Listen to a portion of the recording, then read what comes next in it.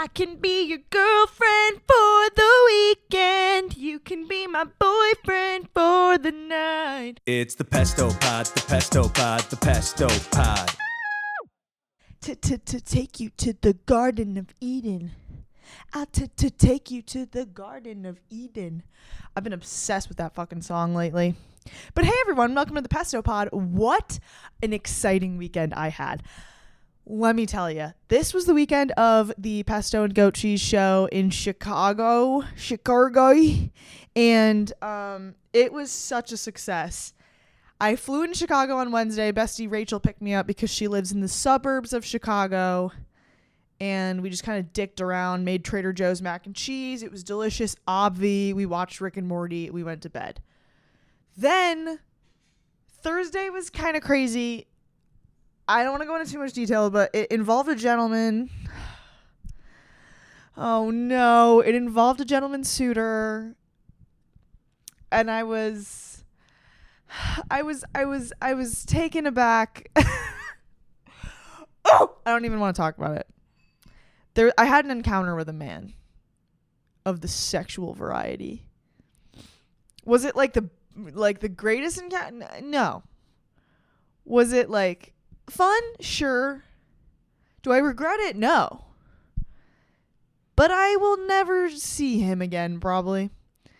I can be your girlfriend for the weekend. Very unlike me. But it was good, I guess, to get out of our comfort zones. Why am I telling you this?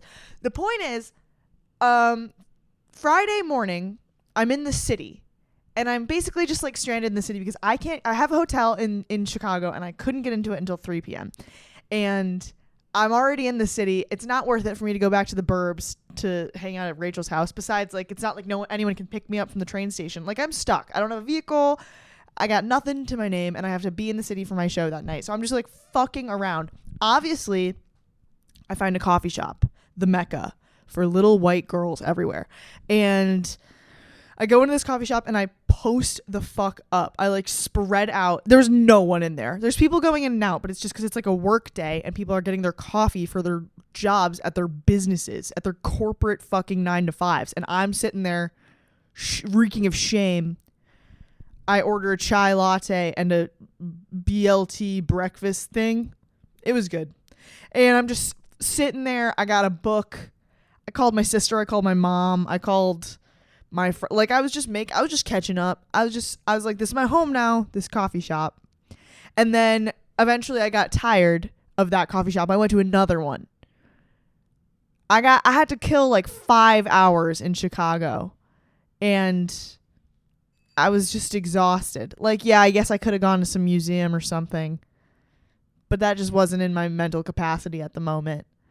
So I went to multiple coffee shops. I shop hopped, if you will. And then finally, I was summoned by my boy Connor Willie, my brother in Christ, and his lovely girlfriend Lauren, whom I am friends with as well. And they were getting deep dish pizza. And they were like, come join us. And I was like, thank God, something to do. So I went and met them. We got pizza together. And it was a good time, I suppose. But then we got back and I was like, I need to sleep. I haven't slept.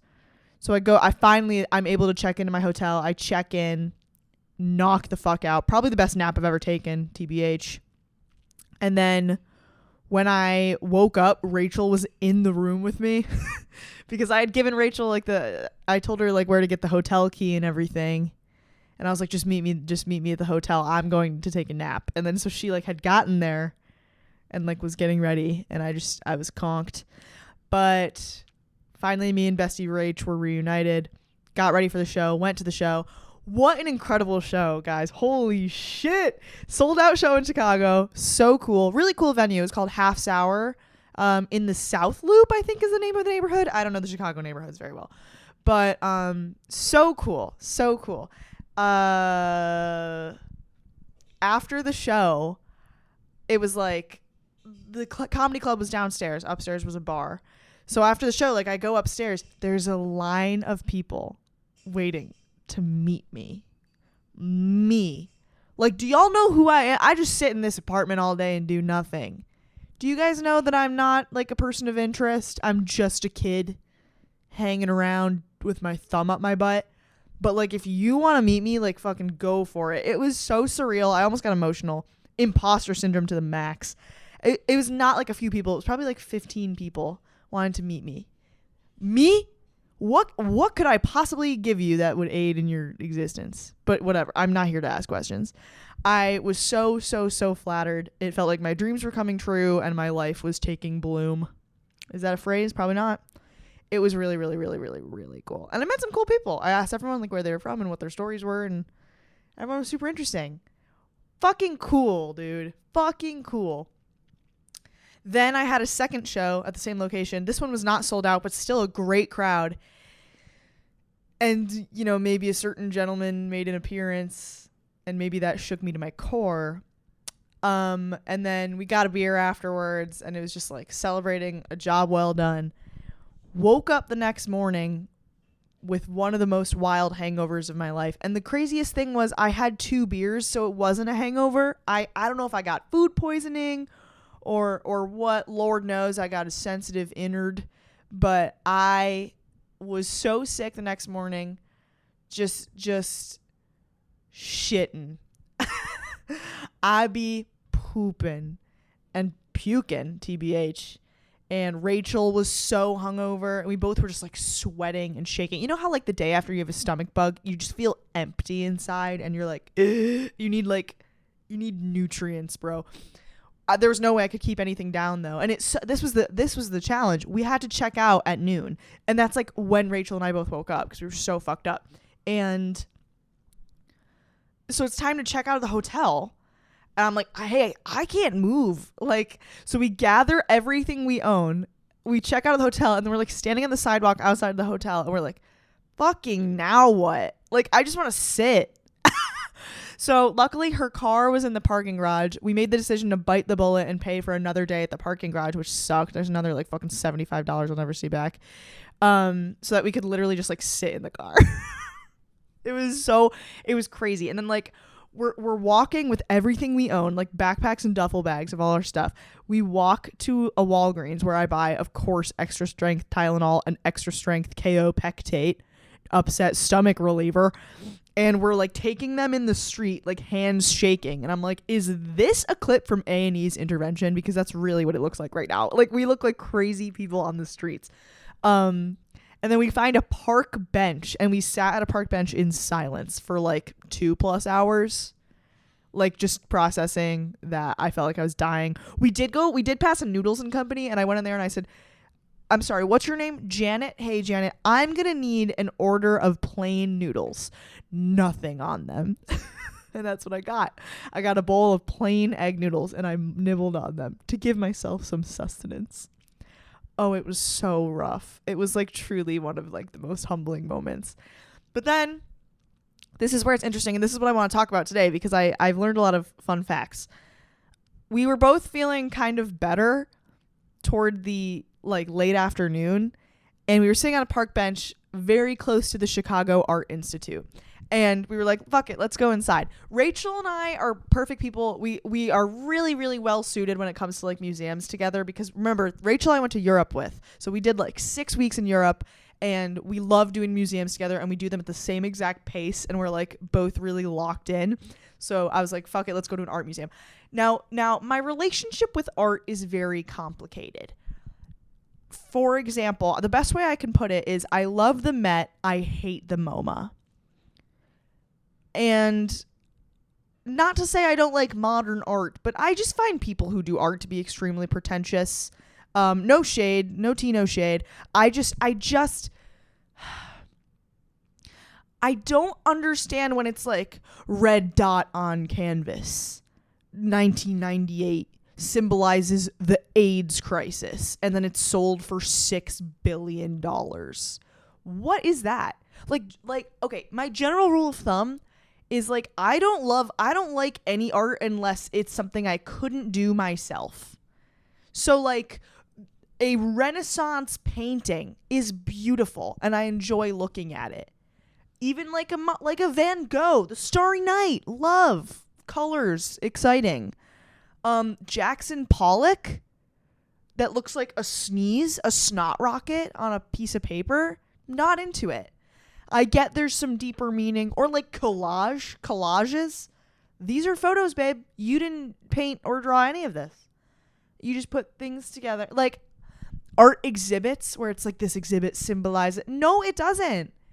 I like don't get art, and I'm the first to admit it. Like maybe I'm an idiot. But like I need to look at art that is like pretty. Or not necessarily pretty. Like it can be like ugly. It can be like something very gruesome, but it has to be like impressive. Does that make sense? I know like that is a very subjective word. Beauty's in the eye of the beholder. I just am like a pessimist, I guess. So the Chicago Art Institute was really cool. There's the most famous painting is I don't know how you say his name. I've always heard George Seurat, but it's like Georges Seurat or something crazy.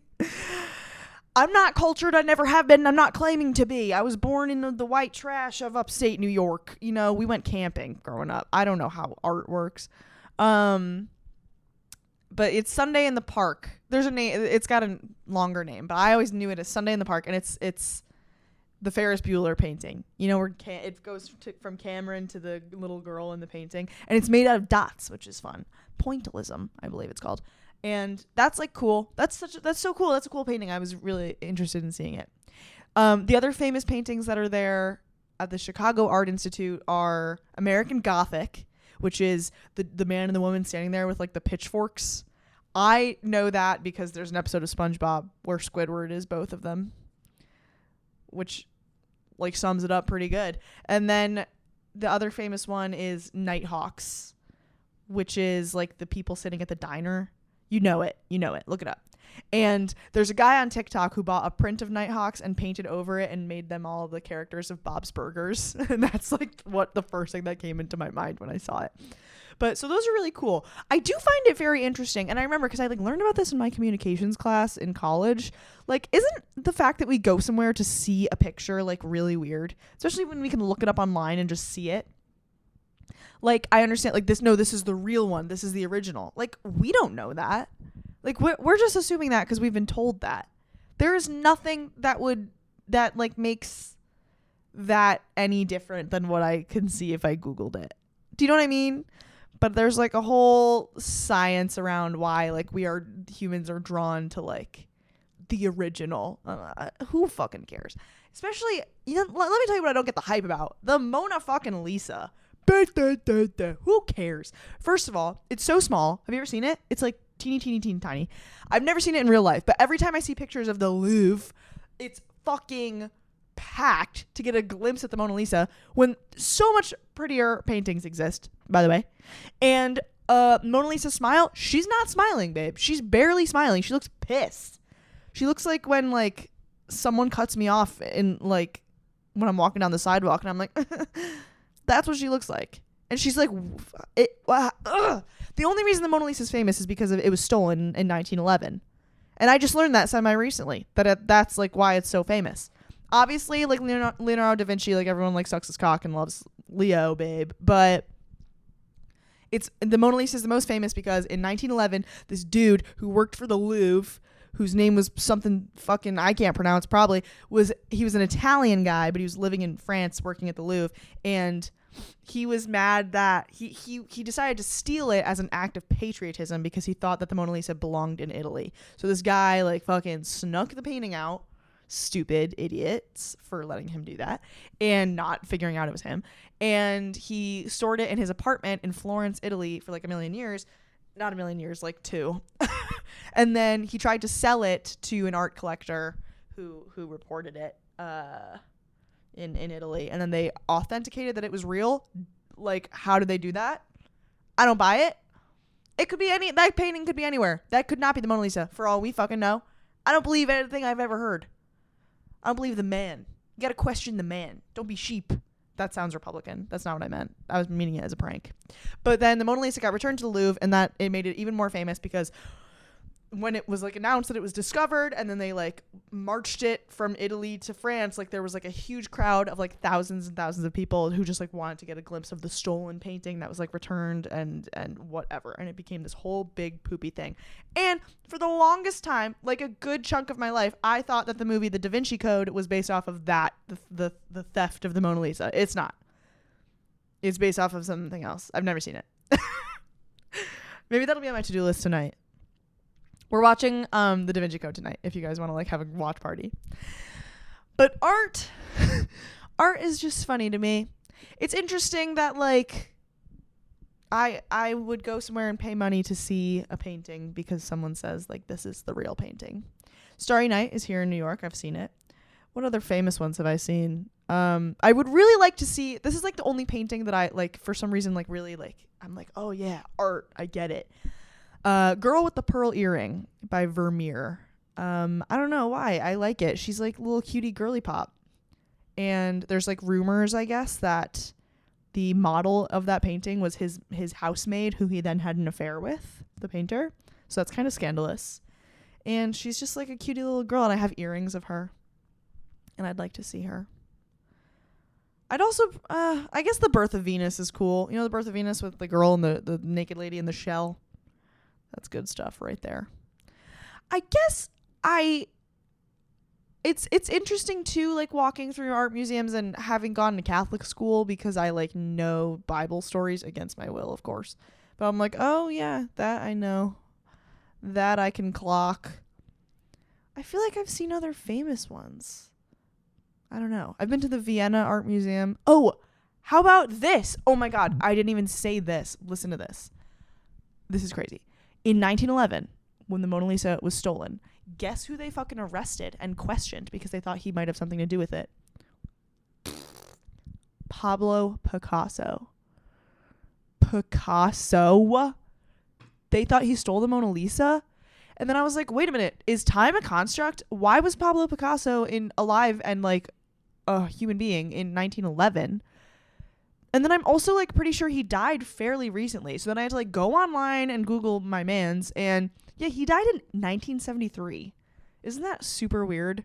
I think of painters as like from the 1300s. So I didn't know that he was just like chilling around when like the like fucking, I don't know, Kennedy was shot and he was like, oh no, you know, isn't that crazy? Weird. It's like when people say that Anne Frank and Martin Luther King were born in the same year. And you're like, what is time? Just like a weird fact that'll fuck with your brain.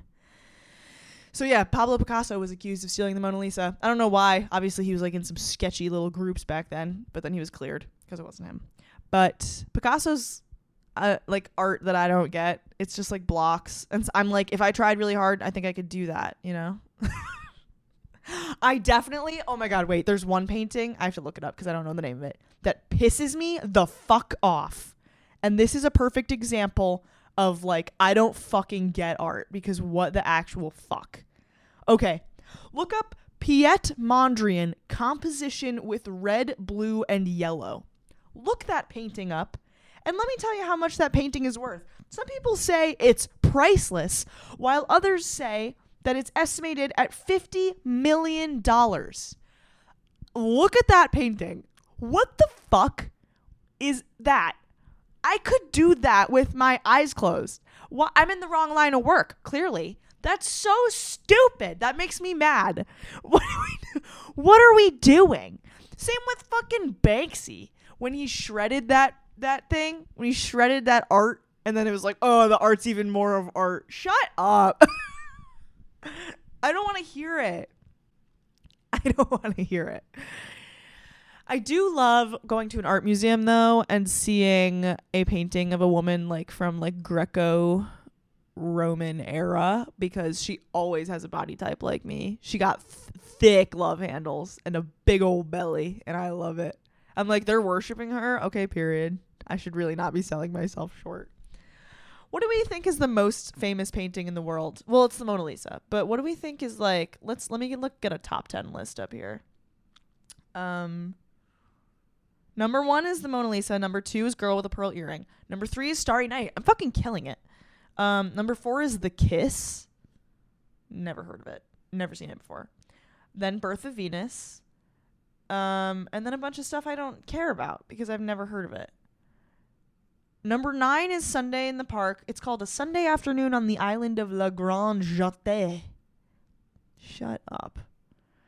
And then Picasso. It's kind of cool. There's a great, great, great song by Paul McCartney and the Wings called, what's it called? Drink to Me. Picasso's last words.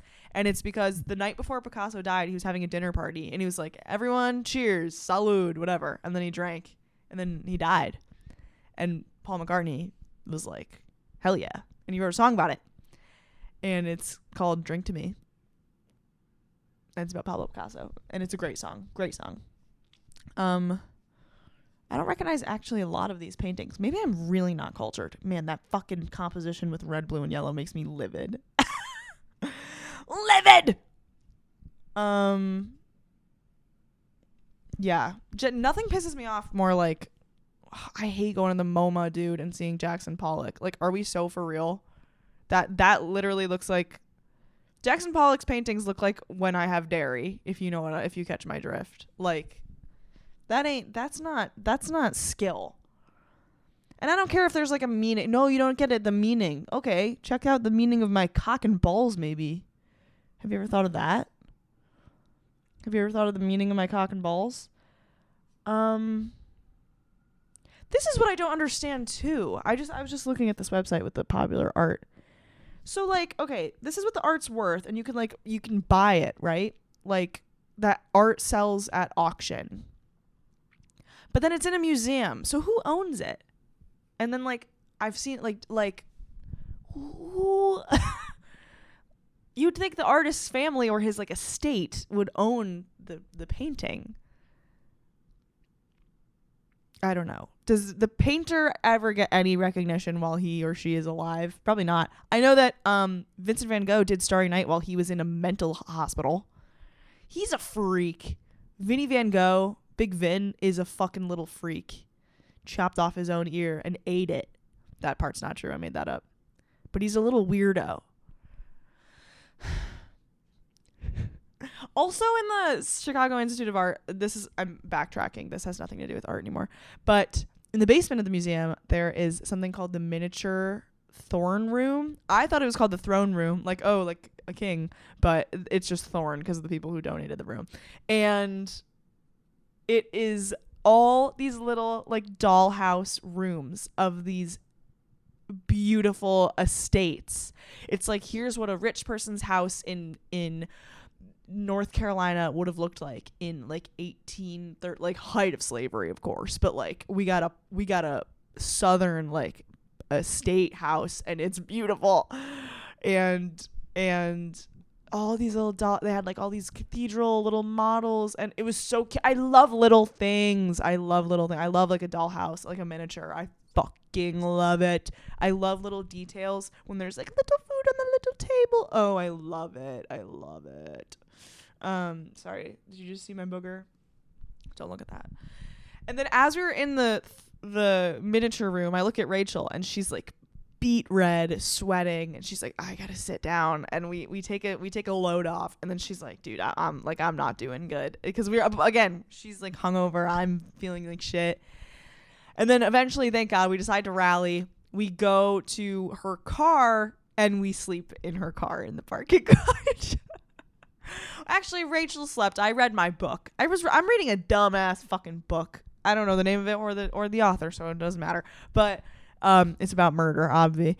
I read my book. Rachel passed the book out. And then I went and did my third show of the weekend at the Second City Chicago, which is really cool. It's my Second City debut.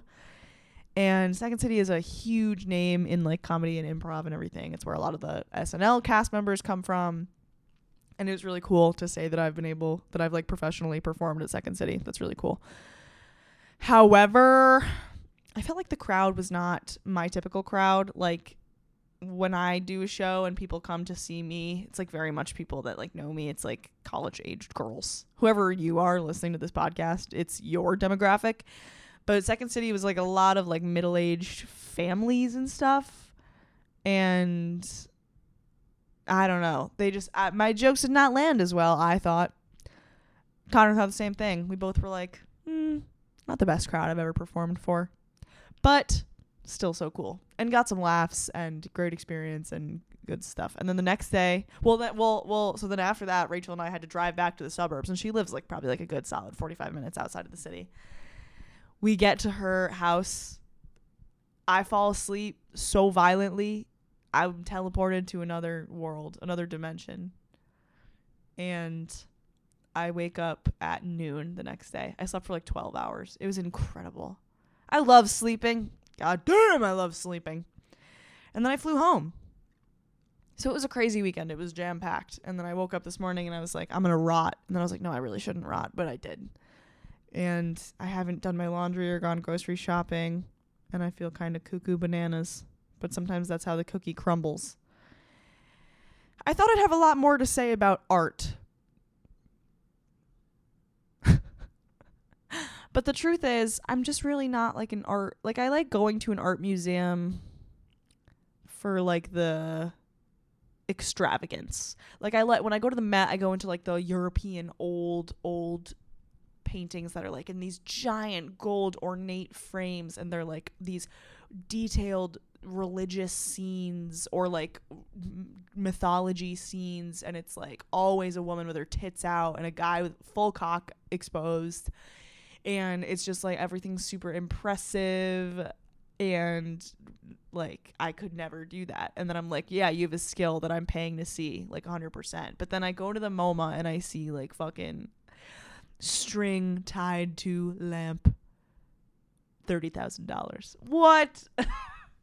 What? I don't get it. I don't get it. I'm also not like good at art. I can't draw or nothing. I think I could take a good picture if I had to. I wonder what the most famous photographs are. If I can guess, I'm going to say that one from the Dust Bowl. Y'all know the Dust Bowl?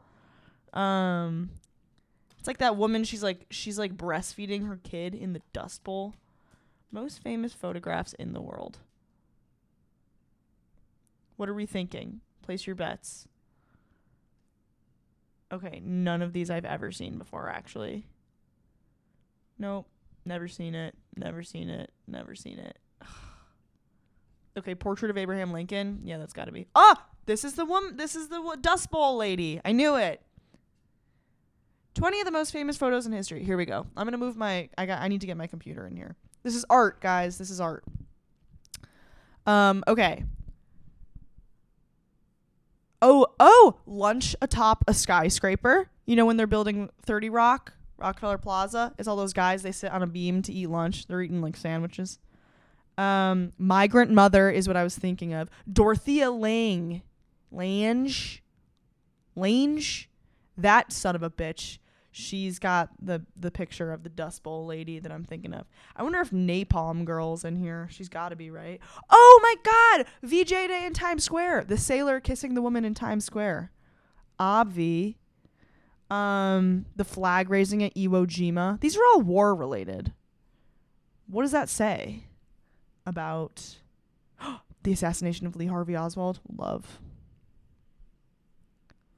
What does it say about our like history here? Abbey Road made the list. Crazy 180. Napalm Girl. Guys, I'm killing it. These are depressing. Okay. Don't look up photographs unless you want to see some emo shit. Some emo Jima. I can't say that. Take that back. Erase. I do love a good tale of an art heist.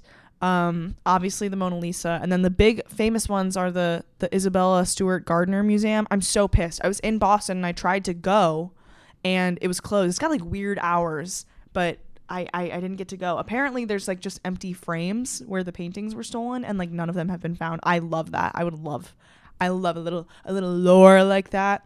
I want to find out where those fucking paintings are. I think my interest in art heists began when I played Pop Tropica. There's an island called Counterfeit Island where someone stole The Scream by Edvard Munch, and you have to go find it. And then you get arrested for robbing the bank or something. And then you like have to dodge laser beams. you know exactly what I'm talking about. I don't have to say anything else. Obviously, I love like the vibes of Frida Kahlo. She's got great energy. And I really like, is it Georgia O'Keeffe who painted like flowers as vaginas? That's iconic. Oh, here's another good example of like art that I don't get. Andy Warhol and like those soup cans. Knock it off, you know? Okay, I'm just being a grumpy old lady at this point. Art's cool. I like art. I love going to art museums, and you should go. If you have an art museum near you, you should go and check it out. And go practice your painting. Specifically, maybe go practice your coloring like me. I'm about to dive into a Coco Wyo book, freshly gardened, in a hot minute. Thank you guys so much for watching. Sorry for my rambling, as always. And I'll see you next week.